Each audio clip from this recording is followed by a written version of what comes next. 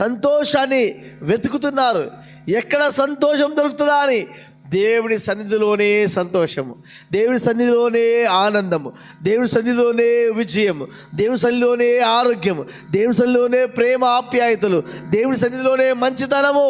అందుకోసమే మీరు సంతోషించండి. ఎప్పుడు సంతోషించండి? ఎల్లప్పుడూ సంతోషించండి. హల్లెలూయా. చేతుల పైకెత్తాలి. హల్లెలూయా. ఒక్కరోజు కాదు, 2 రోజులు కాదు, మీ సంతోషము ఎల్లకాలం మీ సంతోషము ఉండాలి. ఇంకొక మాట ఏమంటున్నాడు? దానికంటే ముందు ఎడతెగక ప్రార్థన చేయండి. అందరు చెప్పండి,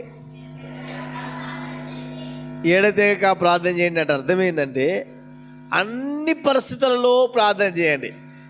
వర్షము ఎడతెగక అంటే వస్తుంది అంటారా అన్నదా? వర్షం